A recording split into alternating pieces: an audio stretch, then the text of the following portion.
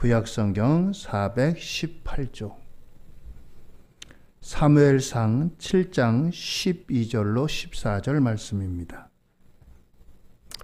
우리 함께 한 목소리로 봉독하시도록 하겠습니다. 사무엘이 돌을 취하여 미스바와 센 사이에 세워 이르되 여호와께서 여기까지 우리를 도우셨다 하고 그 이름을 에벤에셀이라 하니라. 이에 블레셋 사람들이 굴복하여 다시는 이스라엘 지역 안에 들어오지 못하였으며 여호와의 손이 사무엘이 사는 날 동안에 블레셋 사람을 막으심에 블레셋 사람들이 이스라엘에게서 빼앗았던 성읍이 에그론부터 가드까지 이스라엘에게 회복되니 이스라엘이 그 사방 지역을 블레셋 사람들의 손에서 도로 찾았고 또 이스라엘과 아모리 사람 사이에 평화가 있었더라. 아멘. 할렐루야. 오늘도 하나님의 은혜와 축복이 함께 하시기를 바랍니다. 오늘은 송년주일입니다. 송년주일로 말씀의 제목은 에벤에셀이라고 하는 말은 하나님께서 여기까지 도우셨다라고 하는 뜻입니다. 하나님께서 여기까지, 오늘까지, 지금까지 이 나라와 이 민족, 또 저와 여러분들, 우리 모두를 도우신 줄로 믿습니다. 오늘 이 말씀으로 함께 은혜를 나누려고 합니다. 마지막 때가 될 때 하는 말이 있습니다. 다사다난했던 한 해다. 일도 많고 난리도 많았다. 그런 뜻입니다. 이 말처럼 금년 2024년도에는 일도 많았고 난리도 많았습니다. 방금 전에 오늘 9시에 우리나라 비행기가 방콕에서 저 무안으로 들어오다가 이 비행기가 이제 동체 착륙, 비행기 바퀴가 내려야 되는데 비행기 바퀴가 안 내려왔어요. 비행기 몸체로 내리다가 이제 사고가 나가지고 많은 사상자가 났다는 얘기가 있습니다.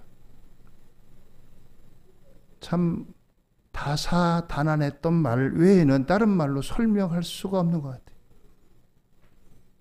느닷없이 계엄령이 터져가지고 또 이거 옛날처럼 그렇게 되는 거 아닌가. 하나님의 은혜로 빨리 해결됐습니다. 그런가 하면은 아직까지 또 그렇다고 해가지고 이 문제가 완전히 해결된 것도 아닙니다. 경제는 어려운 데다 더 어려워졌습니다. 더 힘들어졌습니다. 나라가 둘로 나눠졌습니다.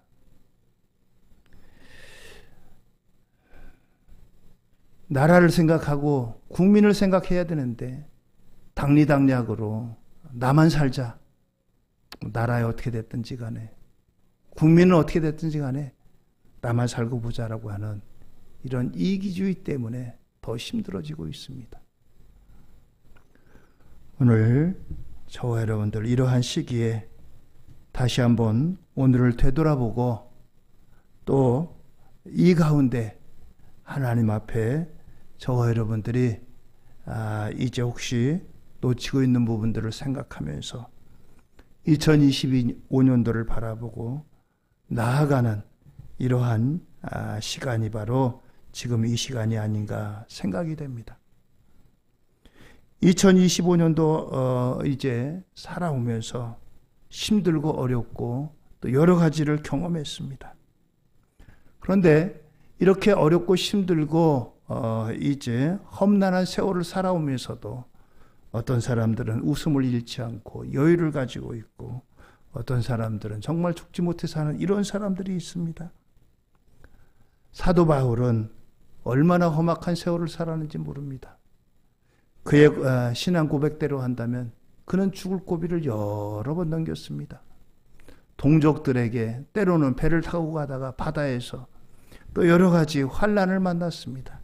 그러나 그 가운데도 그는 기뻐한다고 했습니다.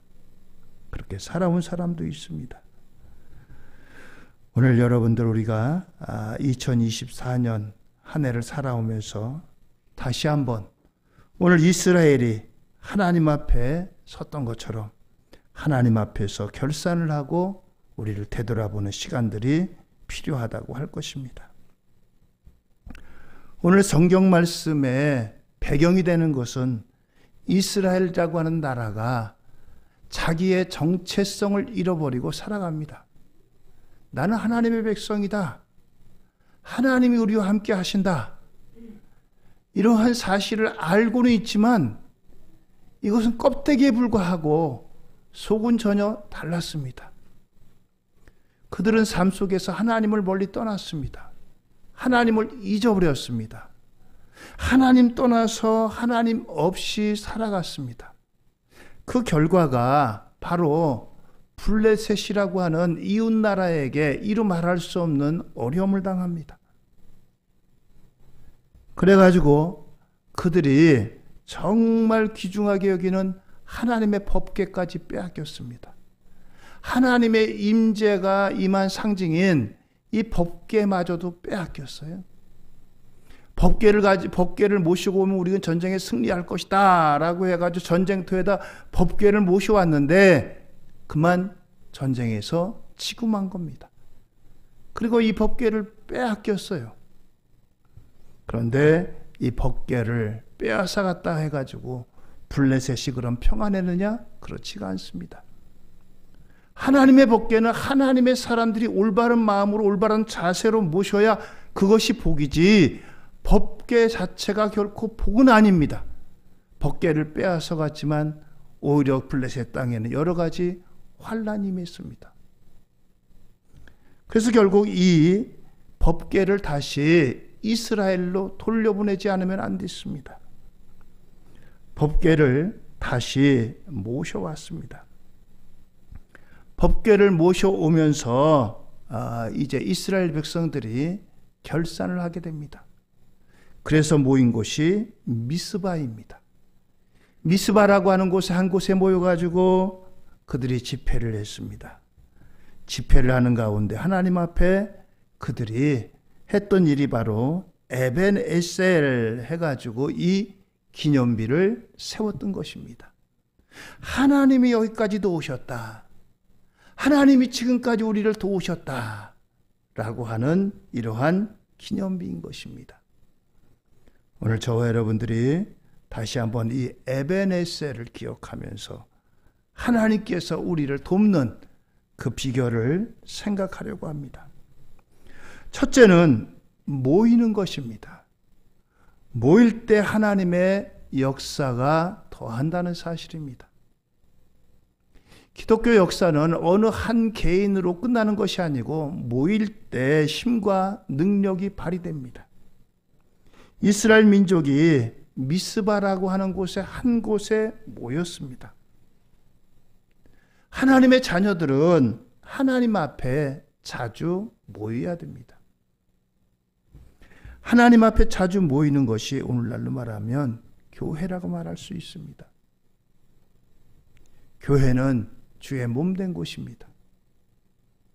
교회는 주님의 자녀들이 함께 모이는 곳입니다. 공부하는 학생들이 학교에서 모이죠.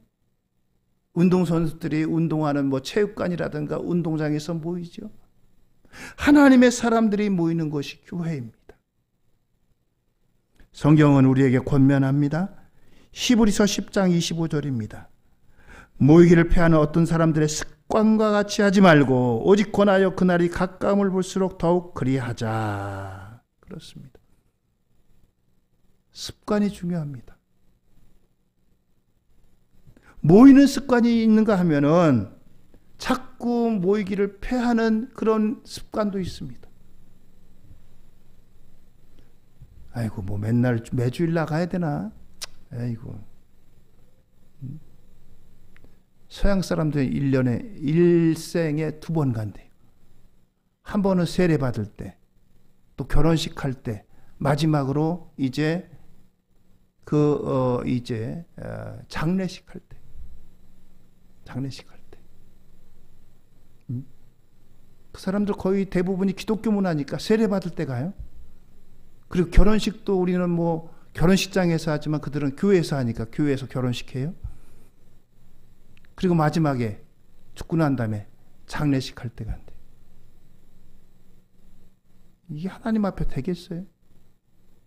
말은 하나님의 백성이라고 하고.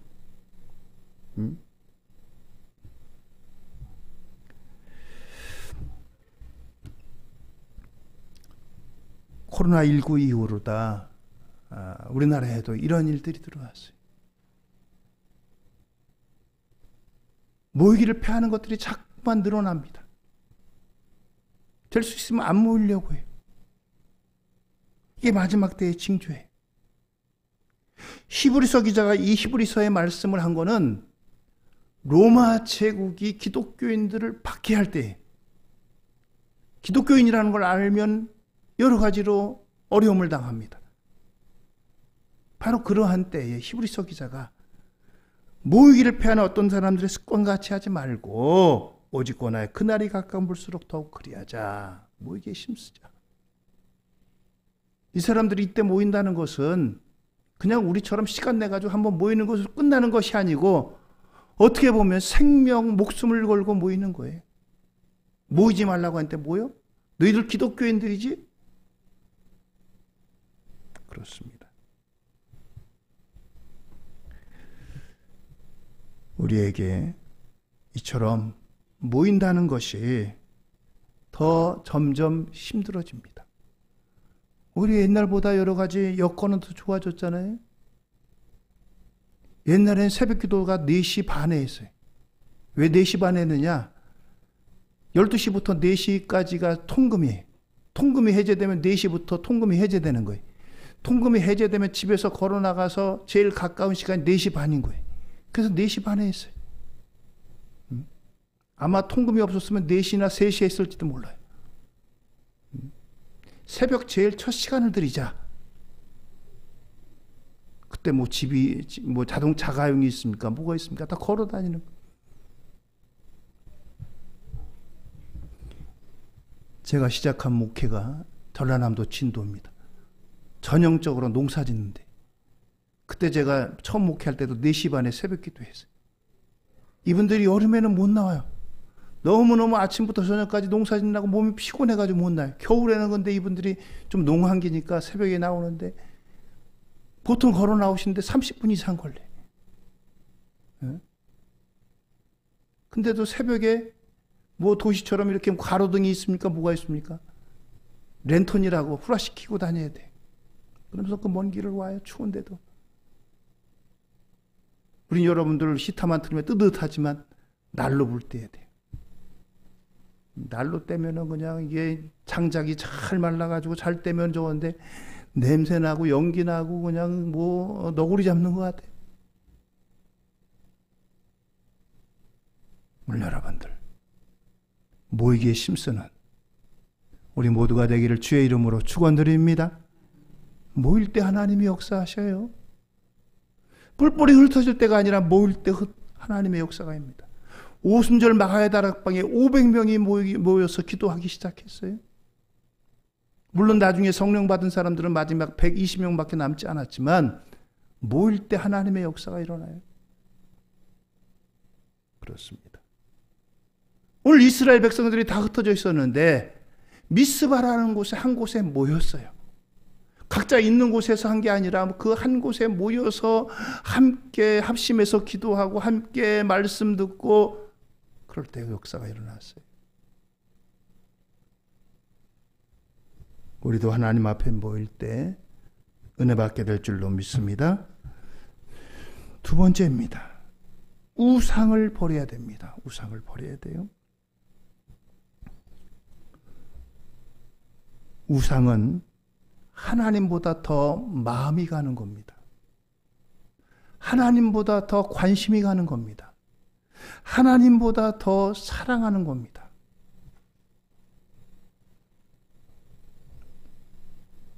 여러분들의 관심은 어디에 있습니까?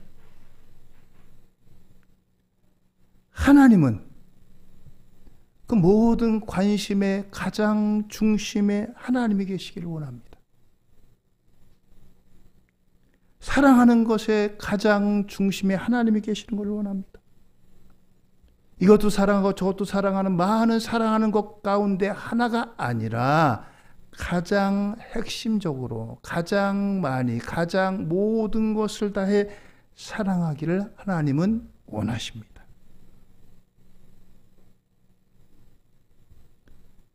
성경은 우리에게 두 주인을 섬기지 말라라고 말씀하십니다. 세상과 짝하지 말라라고 말씀하십니다. 그렇습니다. 하나님을 사랑하게 되면은 우상을 섬길 시간이 없고 여유가 없고 또 관심을 가질 수가 없어요. 하나님만을 사랑하면 다른 것에 관심 쓸 새가 없는 거예요. 그렇습니다. 오늘 여러분들 우리의 관심을 하나님에게 집중하시는 저와 여러분들 되기를 주의 이름으로 축원드립니다. 하나님을 사랑하세요. 그 어떤 순간에도. 특별히 우상은 보이지 않는 게 문제입니다.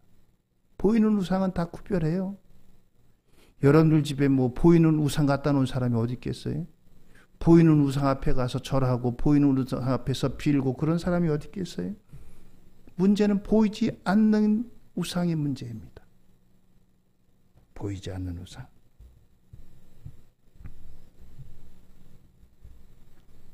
나도 모르게 물질이 이 하나님의 자리를 대신합니다. 정욕이 그 자리를 대신합니다. 명예가 그 자리를 대신합니다. 하나님은 이런 것들을 다 끊어버리라 라고 말씀하십니다. 사무엘상 7장 3절입니다. 사무엘이 이스라엘 온 족속에게 말하 이르되 만일 너희가 전심으로 여호와께 돌아오려거든 이방 신들과 아스타롯을 너희 중에 제거하고 너희 마음을 여호와께로 향하여 그만을 섬기라. 그리하면 너희를 블레셋 사람의 손에서 건져내시리라.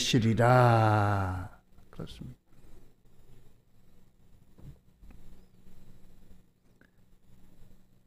여기 아스타롯은 풍요의 여신입니다. 다산, 많이 자녀를 낳는데 아들, 농경사회니까 아들이 필요해요. 아들 낳게 해주세요. 또 부자 되게 해주세요.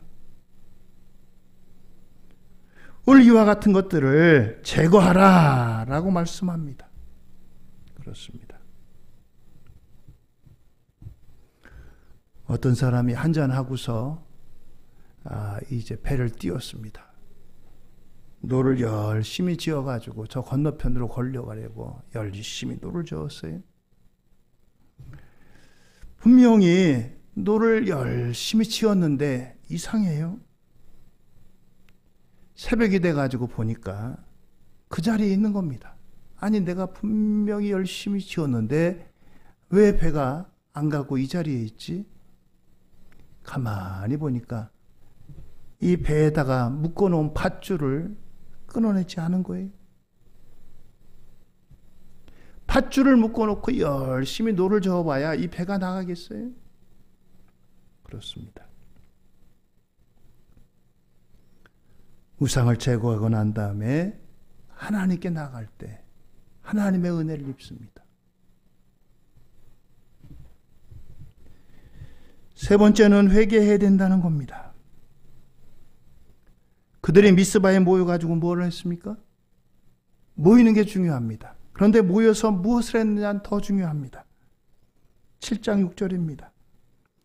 그들이 미스바에 모여 물을 길어 여호와 앞에 붓고 그날 종일 금식하고 거기에서 이르되 우리가 여호와께 범죄하였나이다 하니라. 사무엘이 미스바에서 이스라엘 자손을 다스리니라. 그렇습니다.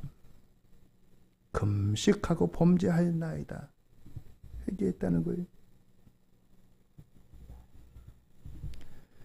한 해를 지나면서 우리가 여러 가지 해야 될 것들이 많이 있습니다. 그런데 우리가 무엇보다도 필요한 것은 금년 24년도에 우리가 하나님 앞에 부족한 것들, 허물있던 것들, 처리하지 못한 것들, 회개할 것들을 회개하고 넘겨야 된다는 거예요. 그릇이라든가 이런 것들을 깨끗하게 씻지 않으면 거기다 담을 수가 없잖아요. 담는다고 한들 그거 오염돼 가지고 쓸 수 있겠어요? 먼저 깨끗하게 씻어야죠. 그렇습니다.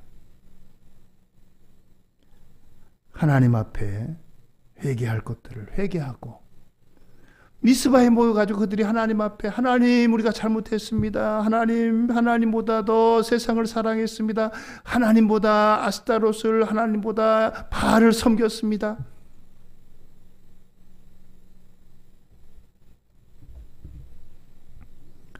하나님은 회개하는 사람에 대해서 책망하지 않습니다.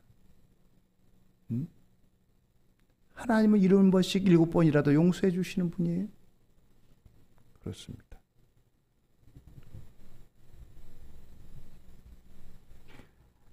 바리새인과 사두개인이 되어 사는 사람들을 혹시 정죄하지는 않았는지, 하나님이 주신 사명에 내가 충성다했는지, 이웃과 더불어 사랑을 나누지 못한 일이 있는가? 회개는 하나님께 대한 첫걸음이고 축복과 은혜의 첫걸음입니다. 회개는 왜 해야 됩니까? 회개는 한마디로 말해서 죄를 깨끗하게 씻는 거예요. 죄가 있는 상태는 하나님께 나가도 기도가 막히고 은혜가 막히고 축복이 막히기 때문입니다. 하수구가 막혔어요. 거기다 아무리 물을 부어도 물이 나가겠습니까?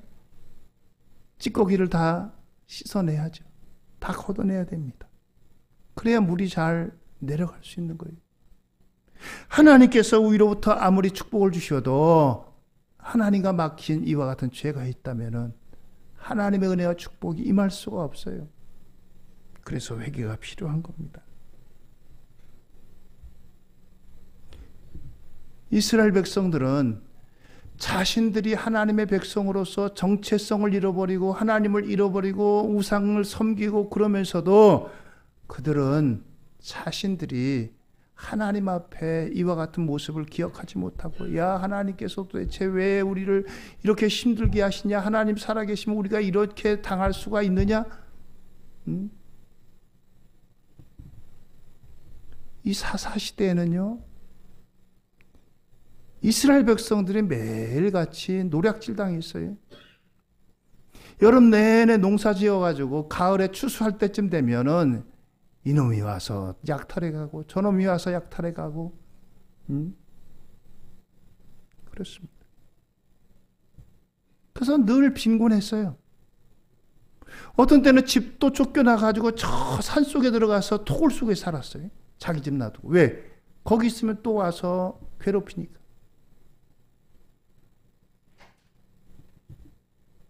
그들이 하나님을 멀리했기 때문입니다. 죄를 토설하지 않았기 때문이에요. 죄를 정리하지 않았기 때문에 그들이 그렇게 됐던 것입니다. 자, 그런데 미스바에 모여가지고 그들이 이와 같이 하나님 앞에 회개 운동이 일어납니다. 이사야 59장 1절로 2절입니다. 여호와의 손이 짧아 구원하지 못하심도 아니요 귀가 둔하여 듣지 못하심도 아니라 오직 너희의 죄악이 너희가 너희 하나님 사이를 갈라놓았고 너희 죄가 그의 얼굴을 가리어서 너희에게서 듣지 않으시게 함이니라. 그렇습니다.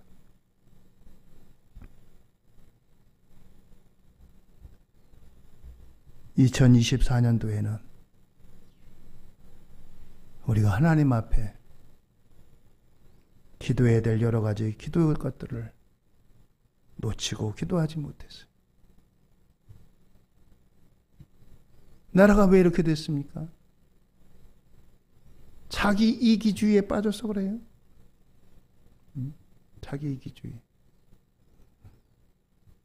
다른 사람이 어떻게 되든지 나라에 어떻게 되든지 간에 나는 이거 놓지 않겠다. 이거 안 놓치겠다 이거예요.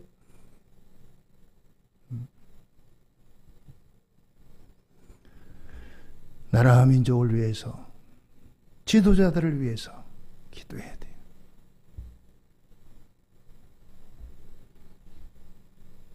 회개할 때 하나님이 은혜를 주십니다. 하나님의 축복의 통로가 열려집니다.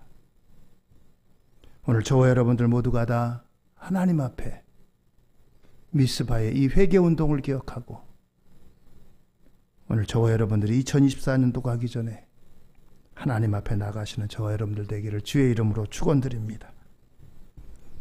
네 번째는 기도해야 됩니다. 하나님께 제물을 바쳐 예배하고 쉬지 않고 부르짖어 기도했습니다. 미스바에 이스라엘이 모였다 하는 소리를 듣고 블레셋 군대가 쳐들어왔습니다. 전쟁에서 이길 방법이었어요. 사무엘상 7장 8절 이하입니다. 이스라엘 자손이 사무엘에게 이르되 당신은 우리를 위하여 우리 하나님 여호와께 쉬지 말고 부르짖어 우리를 블레셋 사람들의 손에서 구원하시게 하소서 하니 사무엘이 젖먹는 어린 양 하나를 가져다가 온전한 번제를 여호와께 드리고 이스라엘을 위하여 여호와께 부르짖음에 여호와께서 응답하셨더라. 할렐루야. 그렇습니다. 다른 때도 아니고 모여서 기도하는 때에 블레셋이 쳐들어온 겁니다. 미리 전쟁 준비를 하고 다 준비를 해가지고 이렇게 맞이했다면 그래 너와 나가서 맞짱 싸울 수 있지만 농사도 그만두고 하던 일들 다 그만두고 무기도 아무것도 없어요. 모여서 하나님 앞에 기도하자. 미스바에 모였는데 블레셋 군대가 쳐들어온 거예요. 백성들이 사무엘 선지자에게 부탁합니다. 우리를 위해서 기도해 달라고.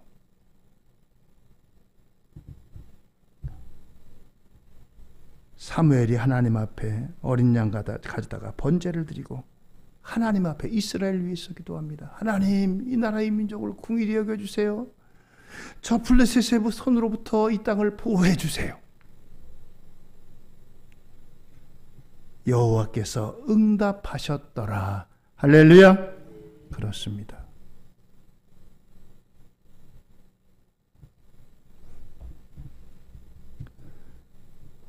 지금 이스라엘만 위기입니까? 우리나라도 위기예요.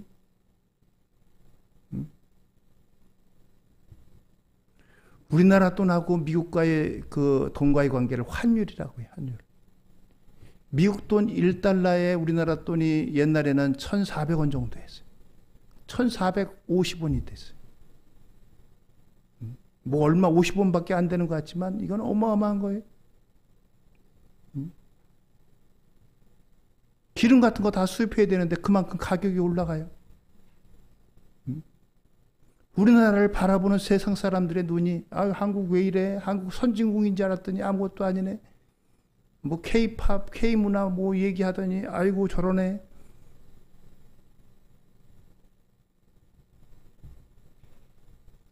저와 여러분들이 나라를 위해서, 지도자들을 위해서, 이 땅의 평안을 위해서 쿠데타, 계엄령은요 저 아프리카나 그런 나라들이 하는 그런 저거예요. 합법적으로 안 되니까 뭔가 무력으로, 뭔가 불법적으로 자기 문제를 해결하려는 게 계엄령이에요. 아무도 못하게 하고 자기 마음대로 하겠다는 게 계엄령인 거예요. 북한이 쳐들어온다면 계엄령 해야 돼요. 그런데 북한 쳐들어온 것도 아니고 하나님 앞에 기도하시는 저와 여러분들 되기를 주의 이름으로 축원드립니다. 이스라엘이 놓여있던 배경이나 지금 우리나라의 배경이나 별반 다를 게 없어요. 그 해결책이 바로 미스바에 모였던 미스바 성회입니다. 하나님이 기도에 응답하셨더라. 하나님께서 이 폭풍우 지나가고 잔잔해지고 평안해지도록 기도하시는 저와 여러분들 되기를 예수님 이름으로 축원을 드립니다. 하나님께서 기도에 응답해 주신 구체적인 것이 사무엘상 7장 10절입니다. 사무엘이 번제를 드릴 때 블레셋 사람이 이스라엘과 싸우려고 가까이 가매 그날에 여호와께서 블레셋 사람에게 큰 우레를 발하여 그들을 어지럽게 하시니 그들의 이스라엘에 패한지라. 그렇습니다. 블레셋 사람들이 이스라엘과 싸우려고 가까이 나왔어요. 하나님께서 그런데 큰 우레를 발에 천둥 번개를 동원하신 겁니다. 꽝꽝. 깜짝 놀래가지고 이 블레셋 군대들이 혼비백산한 거예요. 마른 하늘에 하나님께서 천둥 번개를 동원해가지고 그들을 이렇게 풍지박산 나게 만듭니다. 그렇습니다. 더 나가서 이거 한 번만으로 끝나는 것이 아니로 다시는 들어오지 못하게 했습니다. 사무엘상 7장 13절입니다.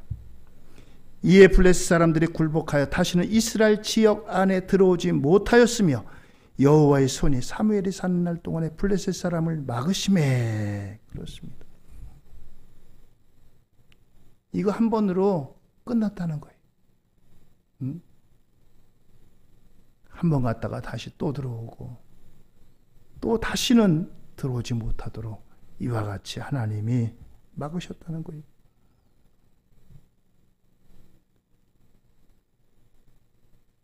마귀는 한 길로 왔다가 7길로 도망간다고 했어요.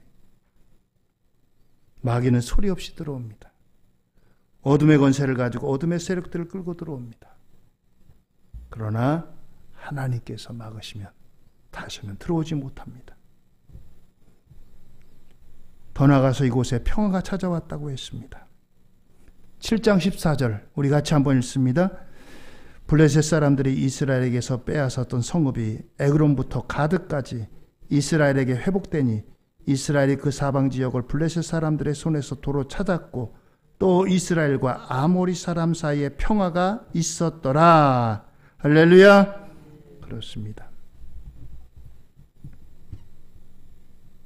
전쟁이 그치는 것만 끝나는 것이 아니고 전쟁을 막은 것으로 끝나는 것이 아니고 하나님께서 평화를 주셨다라고 했습니다. 그렇습니다. 하나님은 평화의 하나님이세요.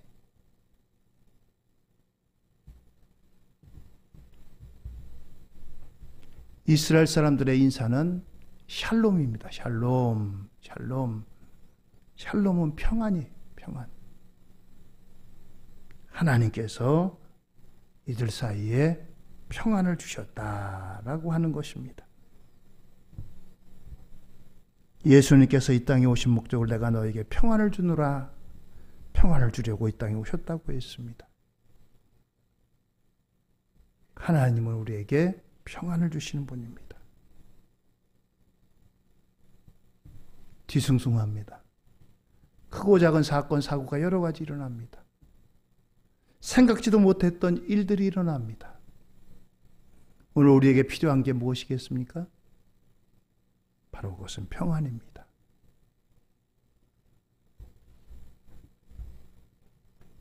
에베네셀입니다. 요새 뉴스를 들을 때마다 깜짝깜짝 놀래요. 이야, 계엄령 저거 명령대로 저렇게 됐으면 어떻게 됐을까? 응? 군인들은 명령에 죽고 사는 사람들이에요. 들어가! 문부시고 들어가! 다 잡아들여! 그 명령대로 했으면 계엄령 해제 안 됐어요. 그런데 요새 군인들은 옛날처럼 무조건 시키는 대로 하는 군인들이 아니에요. 이게 정말 내가 잘한 걸까? 이게 맞는 걸까? 대통령은 5년 지나면은 평민 되는 거예요. 국민을 위한 군대가 돼야지. 대통령이 시킨다고 무조건 뭐 그냥 불법도 막 하면 되겠어요? 우리나라를 침략하는 사람들에게 총을 주고 너 저 우리나라를 침략해오면 싸워라고 총을 줬는데 그걸 가지고 국민에게 총을 대고 국민을 향해서 죽이라고 하면 되겠어요, 그게? 아무리 명령이라도? 이 사람들이 명령이니까 하긴 해야 되는데 꾸물꾸물 된 거예요. 하나님이 도우신 거예요.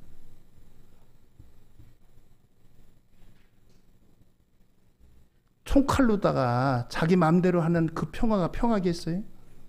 하나님이 주시는 평화가 평화지. 째려보지 마세요. 뭐 내가 나쁜 말 하는 거야 지금? 하나님 말씀하는데 왜 째려봐 째려보기는?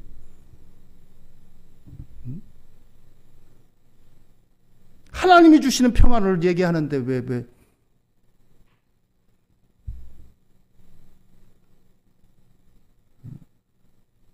에베네셀의 하나님이잖아요.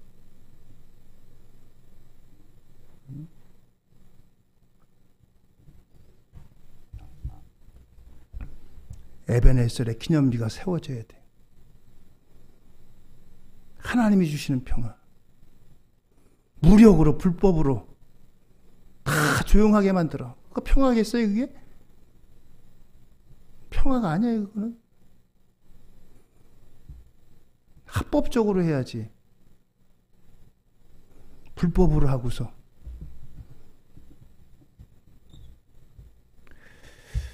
오늘 하나님께서 우리 모두에게 하나님의 평안이 충만한, 그래서 2024년도에 에베네셀 하나님께서 여기까지 도우셨습니다. 우리와 함께 하셨습니다. 우리에게 평안을 주셨습니다. 이 고백이 저와 여러분들 우리 모두에게 있기를 예수님 이름으로 축원드립니다. 기도는 직접적으로 해야 돼요. 배우는 게 아니라.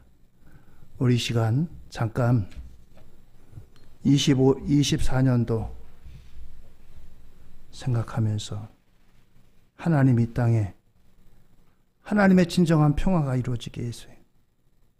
하나님 앞에 연약하고 부족했던 것 회개합니다.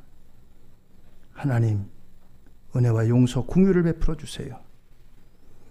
우리 한번 말씀을 기억하고 다 함께 기도하는 시간 됐으면 좋겠습니다. 우리 같이 한 목소리로 입을 열어 기도합니다.